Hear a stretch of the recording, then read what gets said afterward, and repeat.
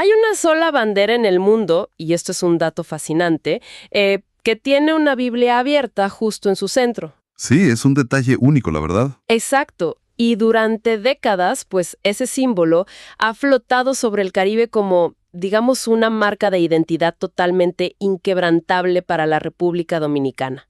Pero bueno, la exploración de hoy se centra en que hoy esa misma bandera está en el corazón de un reclamo urgente. Un reclamo muy intenso además.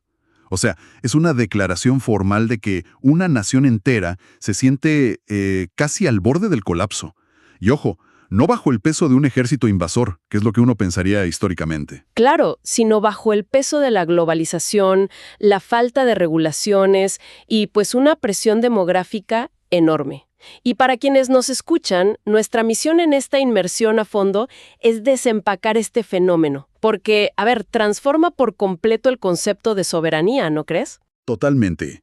Porque normalmente cuando escuchamos la palabra soberanía, suena a, no sé, un término atrapado en los libros de texto de ciencias políticas, ¿verdad? Sí, algo reservado para diplomáticos firmando tratados larguísimos en salones europeos o algo así. Exactamente.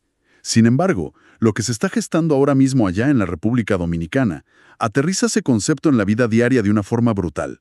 O sea, la soberanía aquí se convierte en una batalla literal por el salario mínimo de la gente. Por cosas tan básicas como la limpieza del río local, por ejemplo. Ajá, o incluso por la música que suena en las calles durante la Semana Santa. Es fascinante. Es súper terrenal. Y bueno, el punto de partida para este análisis son dos documentos muy recientes y, tengo que decirlo, sumamente directos.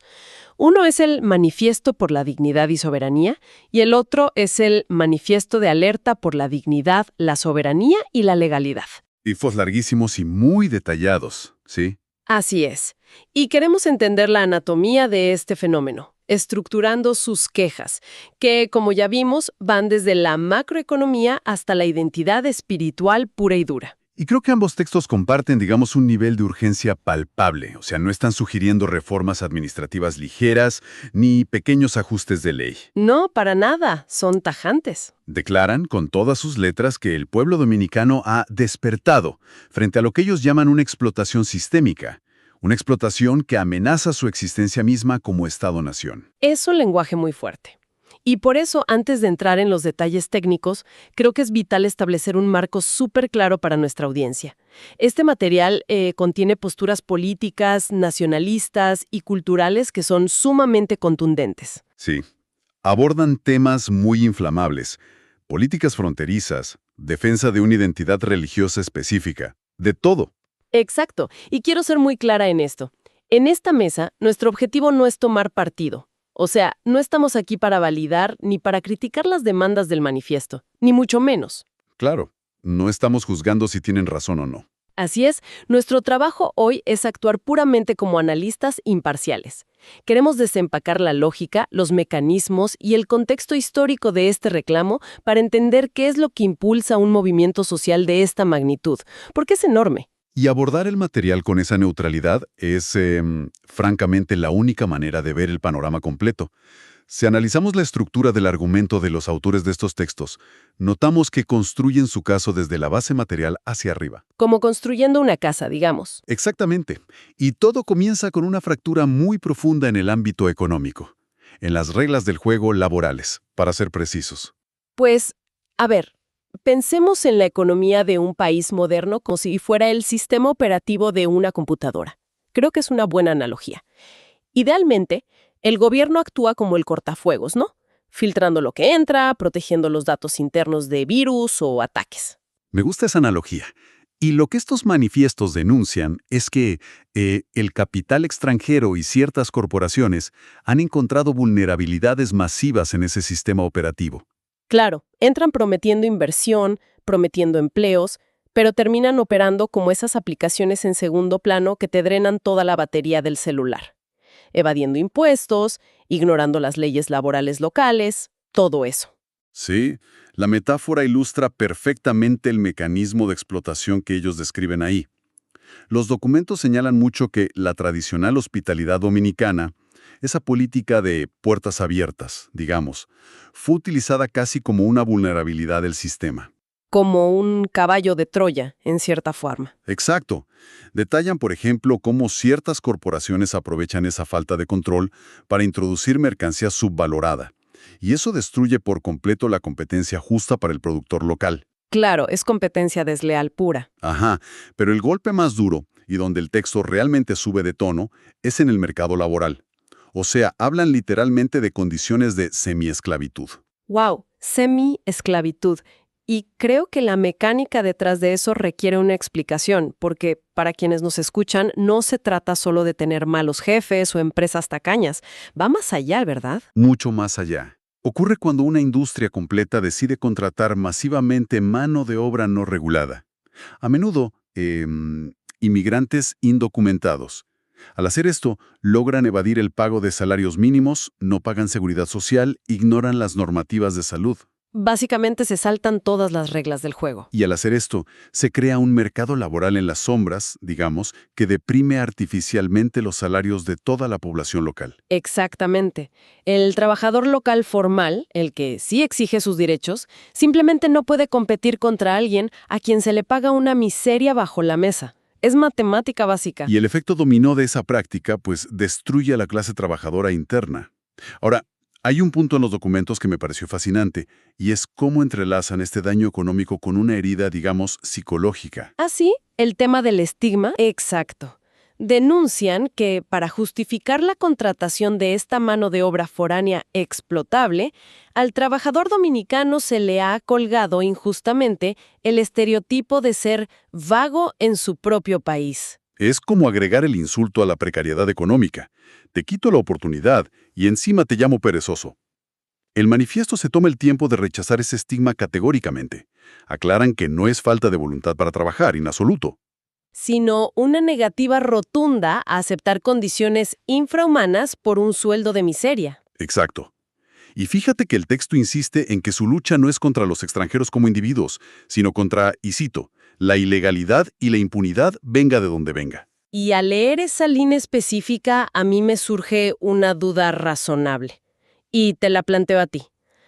¿Estamos viendo aquí realmente una queja contra una globalización que se mueve demasiado rápido? ¿O es más bien el síntoma de que las instituciones locales simplemente decidieron apagar el cortafuegos y mirar hacia otro lado? Esa es la gran pregunta. Y la realidad es que las corporaciones internacionales, por su propia naturaleza de maximizar beneficios, tienden a fluir siempre hacia los territorios donde la resistencia regulatoria es más débil. Es como la ley de la gravedad económica. Claro, el agua busca su nivel más bajo. Tal cual. El manifiesto identifica a estos actores foráneos operando en las sombras, sí, pero un mercado negro laboral y una evasión fiscal a esa escala son imposibles sin por lo menos la negligencia grave de las autoridades encargadas de supervisar. O sea, alguien les abrió la puerta o alguien dejó de vigilar la entrada. Y bueno, si el sistema operativo económico está fallando por esa falta de supervisión local, inevitablemente el daño trasciende a la realidad física. Sí, al territorio mismo. Exacto. El hardware de la nación empieza a sufrir.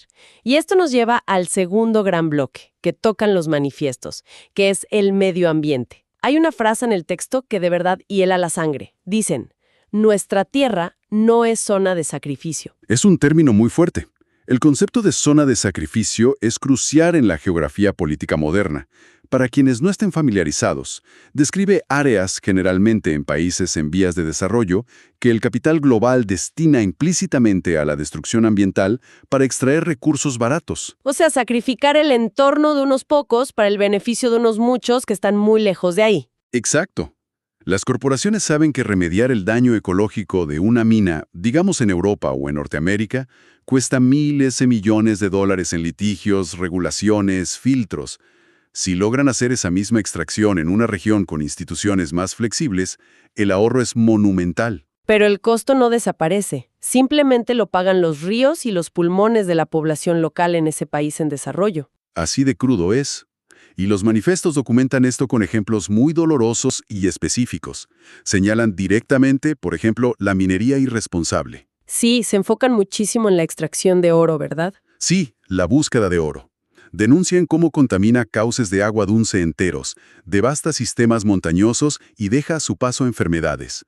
También alertan sobre una deforestación que califican de criminal en áreas supuestamente protegidas. ¿Y esa deforestación es para industria maderera o para qué? Fíjate que el objetivo principal que mencionan es la producción a gran escala de carbón vegetal. Y la dinámica de esta producción de carbón en esa región específica es literal un microcosmos de toda la crisis fronteriza. A ver, explícanos un poco más de eso. Pues a menudo involucra a redes informales que cruzan los límites territoriales, talan árboles en reservas naturales del lado dominicano y queman esa madera en hornos clandestinos para luego vender el carbón del otro lado. ¡Wow! O sea, es una economía extractiva pura y dura, de subsistencia y contrabando. Y arrasa con los bosques bajo la mirada impotente o a veces cómplice de las autoridades locales. Y a esto, el documento le suma el robo constante de ganado y de cosechas en las zonas limítrofes. Lo cual empuja a los campesinos dominicanos a abandonar sus tierras, perdiendo el país su propia seguridad alimentaria. Es un círculo vicioso tremendo. Totalmente. Por eso, frente a este escenario de devastación, los autores exigen transparencia absoluta en las concesiones mineras y la remediación obligatoria de todo daño ecológico. Pero ahí vuelvo a mi punto anterior. Si los manifiestos exigen transparencia total en las concesiones y remediación obligatoria, ¿no es esto, en el fondo, una admisión de que el propio aparato estatal ha fallado terriblemente en hacer cumplir sus normas ambientales? Sin duda. Exigir auditorías es una confesión implícita de que los ministerios de medio ambiente locales han entregado los recursos del país sin exigir garantías previas. El capital extranjero puede presionar mucho, claro, pero la firma final en el contrato de concesión siempre es local. Y encima ven que las montañas de sus ciudades son despojadas sin dejar riqueza local, pues se genera un vacío. Un vacío existencial enorme. Esa pérdida sostenida de soberanía material empuja la ansiedad social hacia la última trinchera de defensa que le queda a cualquier comunidad. Que es su identidad, ¿no? Su cultura y su espiritualidad. Exacto. Y esa transición hacia lo inmaterial es el núcleo del tercer bloque de estos documentos. Los manifiestos entran de lleno, pero de lleno, en una batalla por el alma misma de la nación. Sí, se nota un cambio de tono ahí. Y no es casualidad que apelen constantemente a figuras históricas, ¿verdad? Nombran mucho a Juan Pablo Duarte, a Francisco del Rosario Sánchez y a Matías Ramón Mella. Claro, los padres de la patria de la República Dominicana. Y nombrarlos acarrea un peso pero muy específico en ese contexto. Ellos fundaron La Trinitaria, una sociedad secreta en el siglo XIX. Y su objetivo de independencia era un poco distinto al del resto de América Latina, si recuerdo bien la historia. Exactamente. Su objetivo no era solo la independencia de una potencia europea transatlántica como España. La independencia dominicana de 1844 fue una separación directa y física de Haití, que había ocupado el territorio completo por más de 2 décadas. Ah, claro, compartiendo la misma isla. Por lo tanto, el código genético de ese nacionalismo dominicano está históricamente ligado a la diferenciación demográfica y cultural con el otro lado de su propia isma, no con un imperio al otro lado del océano. Eso explica muchísimo. Explica por qué la defensa de las raíces cristianas se plantea con tanta vehemencia. Mencionábamos al principio la bandera con la Biblia y la cruz, un símbolo que ellos utilizan para trazar una línea roja muy clara. Y los documentos aseguran defender la libertad de culto que está en la ley, pero declaran un rechazo frontal a lo que perciben como una imposición foránea que busca borrar esa herencia católica. Sí, y aquí el manifiesto deja de lado las abstracciones y se vuelve súper específico. Nombran prácticas concretas como el gaga y el vudú. Y aquí te detengo, porque, me cuesta entender cómo una festividad o una expresión musical callejera puede escalar hasta ser considerado una amenaza existencial para un Estado completo. Entiendo tu punto. Suena desproporcionado al principio. Sí, o sea, a simple vista, poner tanta atención en un baile o en un rito durante un manifiesto tan serio sobre economía y soberanía parece una exageración enorme. ¿Cómo se explica esa conexión en sus cabezas? La clave ahí está en el choque sensorial y sobre todo en lo que estas prácticas representan como un símbolo demográfico. El gagá, para dar un poco de contexto, no es solo una danza folclórica. Es una manifestación cultural afrocaribeña con raíces muy profundas en el vudú y en las comunidades de ascendencia haitiana. Ok, ¿y cuándo ocurre este choque que mencionas? El punto de fricción máximo ocurre históricamente durante la Semana Santa, mientras la tradición católica dominicana dicta un periodo de silencio, de luto, de un recogimiento muy solemne. El gagá se expresa a través de procesiones callejeras vibrantes. Tambores, bailes. Exacto. Tambores de altísima intensidad, bailes de resistencia, ruido, vida en la calle. Claro, el contraste es visual y auditivo al máximo. Literalmente, el silencio reverencial y sagrado choca de frente contra el tambor en la plaza pública. Y al manifestarse de forma tan visible y tan estruendosa en el espacio público, y justo durante la semana más sagrada del calendario católico local, el gagá se convierte, a los ojos de los autores del manifiesto, en un indicador no oficial de una alteración demográfica. Como si fuera la prueba visible de un cambio profundo bajo la superficie. Eso es. Ven en la proliferación de estas procesiones la prueba tangible de que la composición social y cultural del país está cambiando sin ningún control por parte del Estado. Entonces, el rechazo al gagá o al vudú funciona como un mecanismo de defensa, un proxy, digamos. O sea, la queja cultural enmascara en realidad una ansiedad demográfica y territorial muchísimo mayor. No es solo por la música. Exactamente. No es un debate sobre música. El manifiesto, de hecho, utiliza la frase «no somos una hoja en blanco». Reivindican una historia, una música y unos valores que ya están establecidos ahí. Y analizando el texto bajo esa óptica, resulta súper fascinante cómo el concepto amorfo de globalización o de agendas extranjeras, que parece tan lejano, aterriza de forma extremadamente local. Muy, muy local. El megáfono apunta a la comunidad internacional denunciando la explotación corporativa, sí. Pero la mirada defensiva, el miedo real, está anclado en la frontera insular que comparten. O sea, canalizan la presión macroeconómica de la globalización y la mezclan casi en un mismo respiro con la tensión histórica y geográfica de la isla. Y logran convertir todo eso en una narrativa cohesiva de supervivencia. Es impresionante cómo lo hilan. Lo es. Sin embargo, y esto es clave para nuestra audiencia, lo destacable de estos documentos es que evitan quedarse estancados en la pura narrativa de la victimización.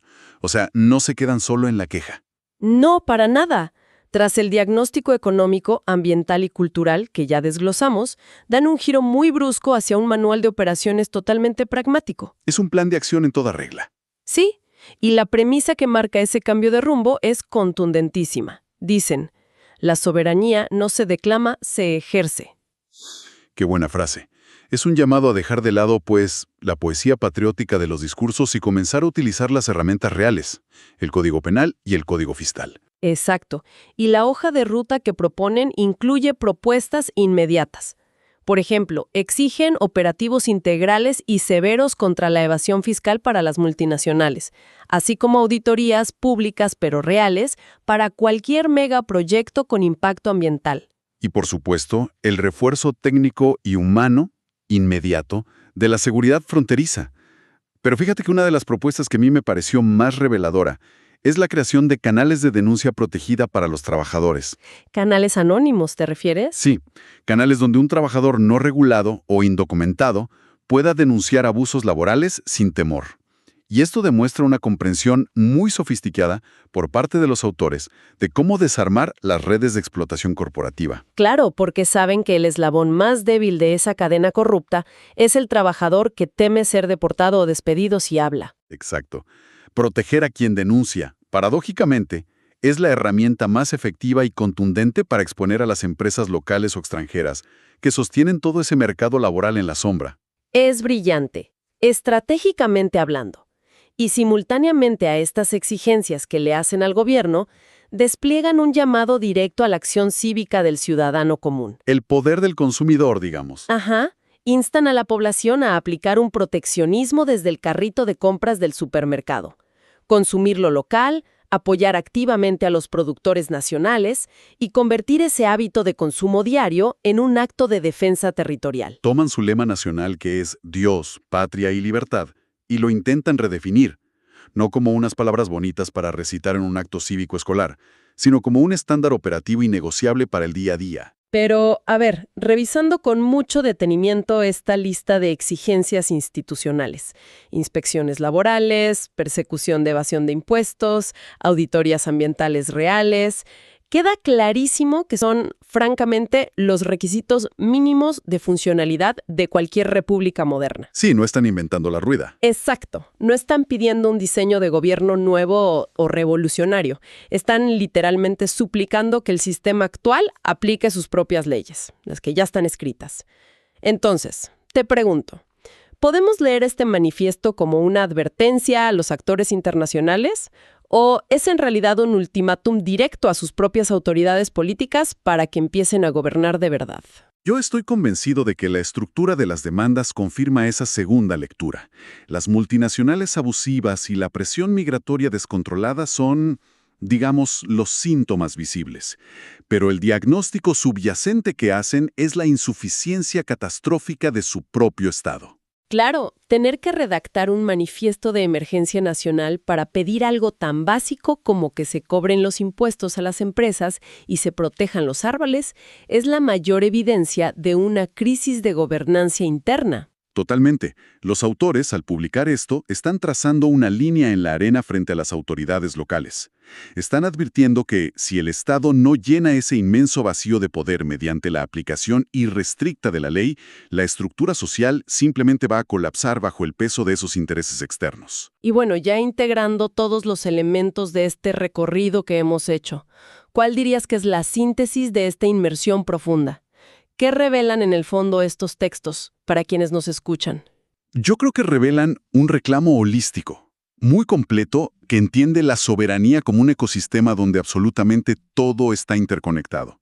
Los autores argumentan, con mucha razón, que no se puede proteger el salario de un obrero si por otro lado se permite la competencia desleal de mercancía subvalorada. Así como no se puede tener un verdadero desarrollo económico si se destruyen los ríos que le dan agua a las comunidades. Exacto. Y no se puede mantener la cohesión social de un país si se diluyen o se permite que se diluyan los cimientos culturales e históricos de la nación. Es, en esencia, un grito de auxilio bidireccional. Hacia afuera y hacia adentro. Esperan y presionan desde afuera.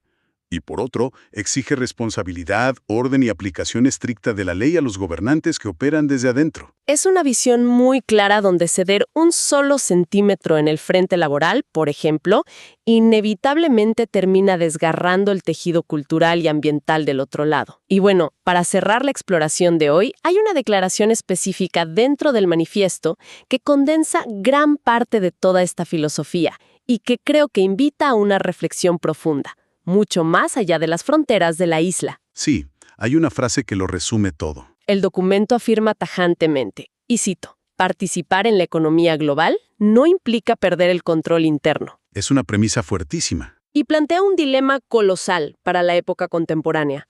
Para quienes nos acompañan hoy, piénsenlo un momento. En un mundo hiperconectado como el nuestro, donde el modelo económico dominante empuja ferozmente hacia la eliminación total de las fronteras para el capital, para la información, para las cadenas de suministro. Sí, un mundo sin barreras, en teoría. Exacto. Frente a eso, ¿es realmente factible integrarse a esa gigantesca maquinaria global? Mientras al mismo tiempo se intenta mantener un escudo protector impenetrable alrededor de la cultura, la demografía y las regulaciones locales? Es la gran pregunta del siglo. ¿O será acaso que la gran paradoja de la soberanía moderna es que el precio de admisión para participar en el mundo globalizado requiere inevitable y dolorosamente entregar las llaves de ciertas habitaciones de nuestra propia casa? Es un pensamiento muy provocador para dejar sobre la mesa. Esa es la pregunta que estos manifiestos nos dejan flotando en el aire. Y con esto llegamos al final de nuestro análisis. Agradecemos su tiempo para explorar este tema tan complejo con nosotros. Hasta la próxima inmersión profunda.